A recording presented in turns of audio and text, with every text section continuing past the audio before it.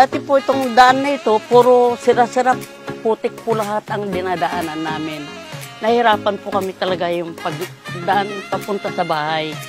Kaya mabuti nga po at na ano na ngayon, naayos na. Kaya maraming salamat po kay Mayor at napagawa niya itong daan namin.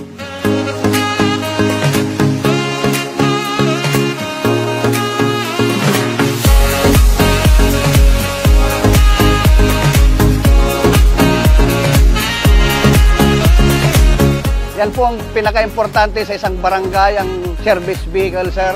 Hindi po naman natin inaano lahat ng mga kabarangay natin na may mga ospital, may madidiskira sa mga daan. Yan po ang ginagamit namin, sir, para magatid sa kanila sa ospital.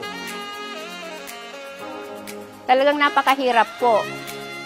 Kasi medyo malayo po ang baras-baras din po, lalo na po sa mga walang mga sasakyan. Nagko-commute pa po sila, namamasahe pa po sila para lang pumarating ang health center. Napakahalaga po ng health center na ito dahil di na po nagko-commute yung mga kabarangay ko po sa pag-check up. Napakaluwag po sa kanila na nilalakad na lang po nila ang pagpunta dito sa health center.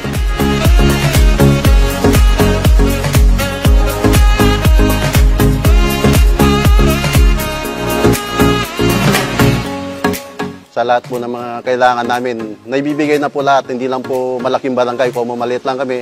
Lahat naman po, naibibigay sa amin lahat. Kami po, labis na nagpapasalamat po kay Mayor.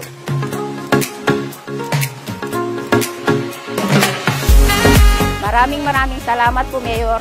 Salamat, Mayor. Maraming salamat po, Mayor Christy Angeles. Magkaisa bawat oras, sama-sama.